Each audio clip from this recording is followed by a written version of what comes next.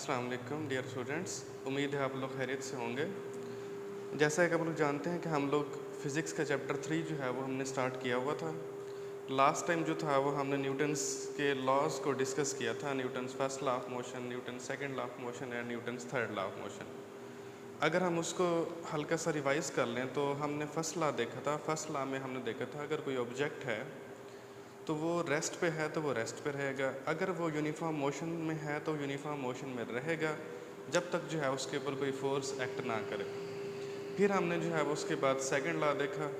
Second law में क्या था कि अगर हम किसी ऑब्जेक्ट के ऊपर फोर्स अप्लाई करवाते हैं तो वो जो ऑब्जेक्ट है वो मूव करेगा, उसके अंदर एक्सेलरेशन प्रोड्यूस होगा और वो जो एक्सेलरेशन होगा वो डायरेक्टली प्रोपोर्शनल होगा फोर्स के और इन्वर्सली प्रोपोर्शनल होगा मास के।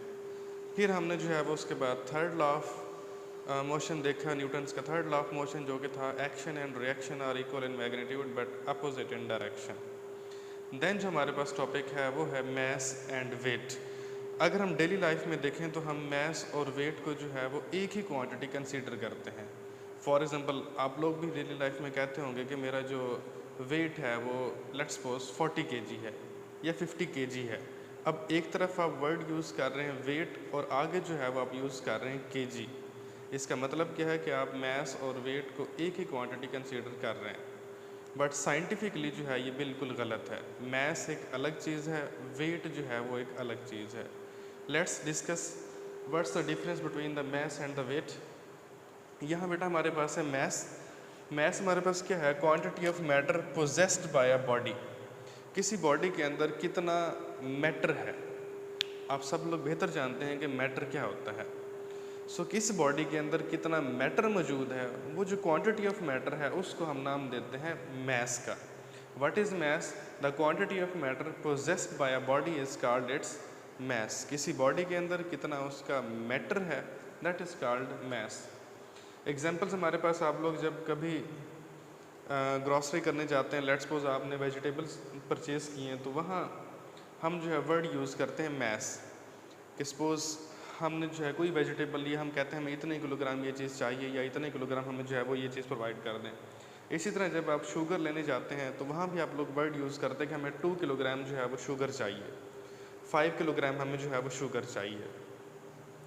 फिर हमारे पास इसकी प्रॉपर्टीज़ हैं कि जो मास है इट्स अ स्केलर क्वांटिटी।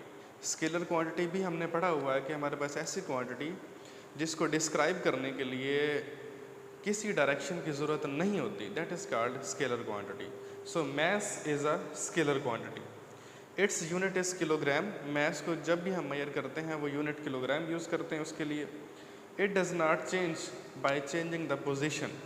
कि मास जो है ये एक कांस्टेंट क्वांटिटी है, इसको हम चेंज नहीं कर सकते। बेशक आप मास मेजर कर लें ज़मीन के ऊपर, बेशक आप पहाड़ों पे चले जाएं, बेशक जो है वो आप चांद पर चले जाएं, मरीख पर चले जाएं, जहां मर्जी चले जाएंगे, मास आपका हमेशा कांस्टेंट ही रहेगा, मास कभी चेंज नहीं होगा। It is measured by ordinary balance. Mass को मेजर करने के लिए जो है वो हम ऑर्डिनरी बैलेंस यूज़ करते हैं। जैसे आप लोगों ने देखा है कि अक्सर आप जो है, जैसे हमने ऊपर बात की है कि ग्रॉसरी करते हैं, फ्रूट्स लेते हैं, वेजिटेबल्स लेते हैं, तो वो स्पेसिफिक जो बैलेंस यूज़ करते हैं तो उस बैलेंस से ही हम क्या करते हैं, मास को मेजर करते हैं। ये हमारे पास सारा है मास के बारे में। अब हम चलते हैं वेट के बारे में। वेट हमारे पास क्या है? The gravitational force acting on the body. We know that कि जो भी इस यूनिवर्स के अंदर चीज़ें हैं वो एक दूसरे को अट्रैक्ट कर रही हैं स्पेसिफिक फोर्स के साथ, जिसको जो है हमने ग्रेविटेशनल लॉ के अंदर भी पढ़ा था। बट जो ज़मीन है ये भी चीज़ों को अपनी तरफ खींच रही है। अब ज़मीन जिस फोर्स के साथ किसी बॉडी को अपनी तरफ अट्रैक्ट करेगी, that is called weight. What is weight? Weight is a gravitational force acting on the body. किसी बॉडी के ऊपर जो ग्रेविटेशनल फोर्स एक्ट करेगी, दैट इज़ कॉल्ड वेट। इसकी प्रॉपर्टीज़ की बात करें तो हम, the first one is it's a vector quantity. Gravitational force की जब हम बात करते हैं तो ये फोर्स लग रही है किसी बॉडी के ऊपर, और फोर्स हमारे पास वेक्टर क्वांटिटी होती है। सो हम कह सकते हैं कि हमारे पास जो वेट है it's also a vector quantity. It's unit is newton. Weight का जो यूनिट है वो न्यूटन है। अब देखें हमारे पास एक फ़र्क आपको यहाँ वाज़ह नज़र आएगा कि पहला हमारे पास जो वेट है वो वेक्टर है, बट मास जो था वो एक स्केलर है। इसी तरह इसका जो यूनिट है वो न्यूटन है और उसका जो यूनिट था मास का वो हमारे पास है kilogram. It varies by changing the position. अब जो वेट है ये पोजीशन को चेंज करने से ये वेरी हो जाता है, ये भी चेंज हो जाता है। हम कह सकते हैं कि अगर हमारा वेट ज़मीन के ऊपर लेट्स सपोज के 40 केजी है, हो सकता है वही वेट अगर हम चांद के ऊपर चले जाएं वो हमारा 30 केजी हो जाए, लेट्स सपोज। सो हम कह सकते हैं कि जो वेट है ये एक वेरिएबल क्वांटिटी है, कि जैसे जैसे हम पोजीशन को चेंज करेंगे, अपनी लोकेशन चेंज करेंगे, वैसे वैसे क्या हो जाएगा, वेट भी चेंज होता जाएगा। बट मैस जो है वो ऐसा नहीं होता, मैस हमेशा कांस्टेंट रहेगा, बट जो वेट होगा वो हमेशा चेंज हो जाएगा जैसे जैसे हम अपनी पोजीशन या लोकेशंस को चेंज करेंगे। नेक्स्ट हमारे पास है it is measured by spring balance. Weight को जो है वो हम मेजर करते हैं स्प्रिंग बैलेंस के साथ। आप लोगों ने स्प्रिंग बैलेंस देखा होगा, ये भी हमारे पास एक तरह का इंस्ट्रूमेंट होता है कि इसके साथ कुछ स्प्रिंग्स अटैच होते हैं, यहाँ कुछ उसके यूनिट्स भी दिए जाते हैं, लेट्स सपोज 10, 20, 30, 40, 50। और यहाँ जो हम किसी भी ऑब्जेक्ट को साथ इसके जो है वो हैंग करते हैं, लटकाते हैं, तो यहाँ से जो नीडल मेजरमेंट देगी वो एक्चुअली क्या होगा, उसका वेट कहलाएगा। Weight of the object is equal to the gravitational force, कि किसी बॉडी का जो वेट होता है वो एक्चुअली उसके ऊपर लगने वाली ग्रेविटेशनल फोर्स होती है। हम कह सकते हैं कि हमारे पास जो फोर्स है that is equal to weight. Weight के लिए हमने हमेशा जो है वो W स्मॉल यूज़ करना है, कैपिटल यूज़ नहीं करना। जब कैपिटल यूज़ करेंगे तो फिर वो एक और क्वांटिटी बन जाती है जिसको हम कहते हैं work. So F is equal to W and W is equal to mg, कि हमारे पास जो ग्रेविटेशनल फोर्स है वो इक्वल है वेट के, और हम वेट को भी कह सकते हैं कि वेट जो है वो इक्वल है एक्चुअली mg के। Its direction is toward the centre of the earth. जैसे हमने कहा है कि हमारे पास जो वेट है वो एक वेक्टर क्वांटिटी है। सो अगर हमारे पास वेट वेक्टर क्वांटिटी है तो इसकी डायरेक्शन होगी। सो इसकी जो डायरेक्शन होती है वो हमेशा ज़मीन के सेंटर की तरफ होती है। लेट्स सपोज कि हमारे पास अर्थ है और ये अर्थ का सेंटर है। सो जो वेट होगा वो हमेशा उसकी जो डायरेक्शन होगी वो अर्थ के सेंटर की तरफ होगी। ये हमारे पास डायरेक्शन है वेट की। अब हमारे पास जो है वो कुछ क्वेश्चंस आते हैं पेपर के अंदर। द फर्स्ट वन इज़, जो कि इम्पोर्टेंट है, difference between mass and the weight, कि मैस और वेट के अंदर फ़र्क बयान करें। जैसे मैंने यहाँ बोर्ड पर आपको क्लियर करके लिख दिया है कि हमारे पास एक तरफ मैस है और दूसरी तरफ हमारे पास वेट है। सो जब भी आपके पास बोर्ड के अंदर या किसी भी पेपर के अंदर क्वेश्चन आ जाए तो आपने बिल्कुल इसी पैटर्न को फॉलो करना है। दरमियान में आपने लाइन लगानी है, एक तरफ आपने मैस को डिस्कस करना है और दूसरी तरफ जो है वो आपने वेट को डिस्कस करना है। और यहाँ से क्लियरली जो है वो डिफरेंस आप लोग बता सकते हैं मैस और वेट के दरमियान। सेकंड क्वेश्चन हमारे पास अक्सर ये MCQs भी आ सकता है या शॉर्ट क्वेश्चन भी पूछ सकते हैं। Mass of object is 5 kg, determine its weight. कि एक ऑब्जेक्ट है जिसका जो मैस है 5 kg का है, तो आप लोग क्या करें, उसका वेट फाइंड करके दें, वेट कैलकुलेट करके दें। अब देखिए हमारे पास मैस उसने दे दी है, mass is equal to 5 kg। अब जब भी हम वेट की बात करेंगे, वेट को डिस्कस करते हुए हमेशा हम ग्रेविटेशनल एक्सेलरेशन की बात भी करेंगे, क्योंकि जो वेट होता है वो एक्चुअली ग्रेविटेशनल फोर्स है। सो हम ग्रेविटी को भी इसके अंदर लाजमी डिस्कस करेंगे। और हमने अभी यहाँ एक फार्मूला भी लिखा था कि हमारे पास जो वेट है वो इक्वल है mg के। m यहाँ पर रिप्रेजेंट कर रहा है मैस को और जो g है ये रिप्रेजेंट कर रहा है ग्रेविटेशनल कांस्टेंट को।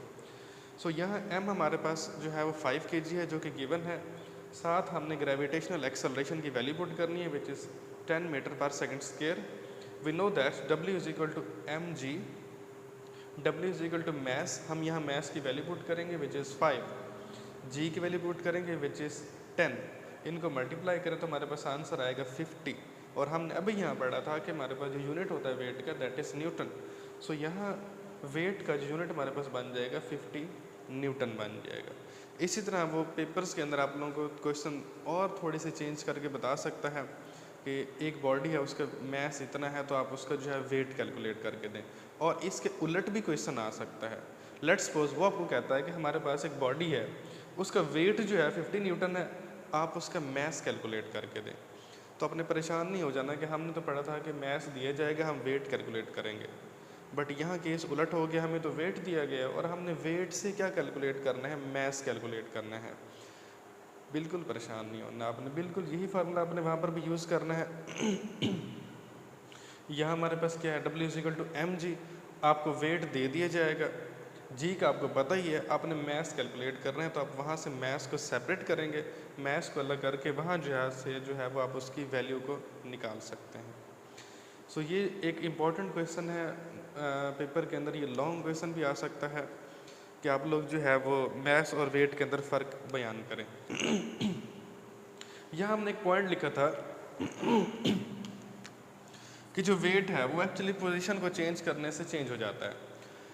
आप लोगों ने अक्सर जो है वो वीडियोस के अंदर देखा होगा कि जब कोई एस्ट्रोनॉट स्पेस के अंदर जाते हैं तो वो यूँ समझ लें कैसे उड़ रहे होते हैं स्पेस के अंदर, या आप लोग यूँ भी समझ सकते हैं कि हमें यूँ लगता है कि जैसे उनका वेट है ही नहीं, वेटलेस बॉडी बन चुकी है ऑलमोस्ट, क्योंकि उनके ऊपर कोई ग्रेविटेशन फोर्स वहाँ पे एक्ट नहीं कर रही होती। या हम कह सकते हैं कि ज़मीन पर वो जो बंदा जो 70 kg का था वहाँ जाके उसका वेट हमें बहुत कम लग रहा है, तो ऐसा क्यों होता है? अगर हम इस फार्मूले को देखें W=mg, सो जब हम चांद पर जाते हैं तो चांद पर हमारा मैथ तो वही सेम रहेगा, मैथ तो क्योंकि चेंज होता ही नहीं है, वो तो वैसे के वैसे रहता है। जी बहुत अहम किरदार अदा कर रही है। आपने यहाँ पढ़ा है कि हमारे पास जो जी की वैल्यू होती है दैट इज़ 10 मीटर पर सेकंड स्क्वायर, बट जैसे हम जो है वो पोजीशन अपनी लोकेशन चेंज करते हैं जी की वैल्यू चेंज होगी। अब मून के ऊपर, चांद के ऊपर जो जी की वैल्यू है वो आपके पास वहाँ जाके बन जाती है 1.62 मीटर पर सेकंड स्क्वायर। अब देखिए ज़मीन के ऊपर वैल्यू 10 है, बट जब आप चांद के ऊपर गए, मून के ऊपर गए, वहाँ वैल्यू बन गई है 1.62। तो जब जी की वैल्यू चेंज होगी इसका मतलब क्या है कि वहाँ पर फिर वेट भी कम हो जाएगा। अगर यहाँ ज़मीन पर जो है वो इसकी वैल्यू 10 है, मून पर वैल्यू 1.62 है, इट मीन्स जी की वैल्यू डिक्रीज़ हो गई है, कम हो गई है। सो जब जी की वैल्यू डिक्रीज़ होगी तो जाहिर सी बात है वहाँ पर जो वेट होगा वो एक्चुअली वेट भी फिर कम हो जाएगा। वेट है कि हमारे पास ग्रेविटेशनल फोर्स है, इसका मतलब क्या है कि उस ऑब्जेक्ट को जो ज़मीन है वो अट्रैक्ट कर ही नहीं रही, अगर कर रही है तो बहुत लाइट फोर्स लगा रही है, बहुत कम फोर्स लगा रही है। सो अगर हमारे ऊपर ग्रेविटेशनल फोर्स बहुत कम हो जाए तो हम यहाँ पर भी जो है वो ज़मीन की तरफ अट्रैक्ट ही नहीं होंगे, बल्कि हम भी यूँ लगेगा कि हम इस हवा के अंदर, इस स्पेस के अंदर जो है वो उड़ रहे हैं। सो ये मेन रीज़न होती है उन एस्ट्रोनॉट की जो कि स्पेस के अंदर जाते हैं और उनको वहाँ पर जो है वो काम करने में बाज़ औक़ात मुश्किल भी होती है, क्योंकि उनके पास ग्रेविटी होती नहीं, कहीं पर वो स्टेबल हो ही नहीं सकते। सो ये हमारे पास लेक्चर था आज का मैथ्स और वेट के बारे में। उम्मीद है आप लोगों को जो है वो समझ आ गई होगी। इनको जो है आपने बिल्कुल जैसे हमने लिखा है पॉइंट्स बनाकर ही आपने जो है वो लिखने, पेपर्स के अंदर भी बहुत आसान है। अगर आप मैथ्स याद कर लेंगे तो आपको बिल्कुल वहाँ से वेट भी ईजिली याद हो जाएगा, आपने बस उसके अपोजिट चले जाना है। जैसे मैथ्स हमारे पास स्केलर था, वेट हमारे पास वेक्टर है, वो जो है अपने वैल्यूज़ की चेंज नहीं होती, वेट की चेंज हो जाती है। उसको जो है हम ऑर्डिनरी बैलेंस से मेयर करते हैं, इसको जो है वो हम स्प्रिंग बैलेंस से मेयर करते हैं। सो ये हमारा था आज का लेक्चर। सो उम्मीद है आप लोग को जो है अच्छे से समझ आ जाएगा। नेक्स्ट लेक्चर के लिए इंशाल्लाह फिर मुलाकात होगी।